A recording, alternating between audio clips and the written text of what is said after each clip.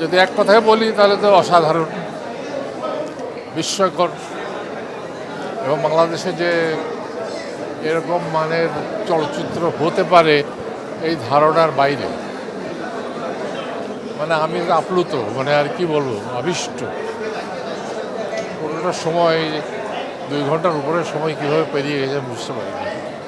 আমার কাছে খুব ভালো লেগেছে, এর বেশি আর কিছু বলার নেই।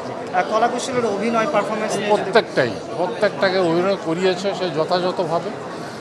এবং কিছু কিছু চরিত্র আছে যেগুলো আমরা প্যাকেজ নাটকে দেখি, সেসব অভিনেতা এখানে অভিনয় করেছেন, তাদের যে অভিনয় প্রতিভা অরিজিনাল কী আছে সেটা আমরা এখানে বুঝতে পেরেছি। মানে এই ক্যারিশমাটা কিন্তু ডিরেক্টরের জীবনানন্দ দাশের চরিত্রে খায়রুল বাশাকে আমরা দেখেছি, কেমন অসাধারণ। লেগেছে? আমি বললাম তো, জীবনানন্দ, আমি ওকে বললাম যে তুমি ওই বাসার না, তুমি এই অভিনেতারাই আমরা তোমার কাছ থেকে দেখতে চাই সবসময়।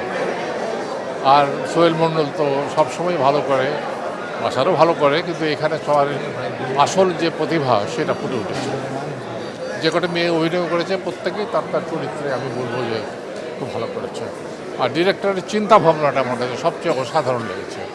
যে চিন্তাটা, যে মানে এই যে বনলতা সেনকে নিয়ে কত যে গবেষণা হয়েছে, কে গবেষণা, কে এই বনলতা সেন, এত কিছু থাকতে হওয়া নাটোরের বনলতা কেন, সেই কোথায় মালয় সাগর, কোথায় বিম্বিসার, কোথায় কি, কোথায়, মানে সেখান থেকে নাটোরের বনলতা সেন।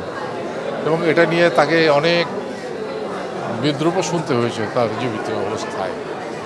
এবং এই যে ট্রামে মৃত্যুটা, অনেকে বলে থাকেন যে এটা আত্মহত্যা, অ্যাকচুয়ালি জানি না কি।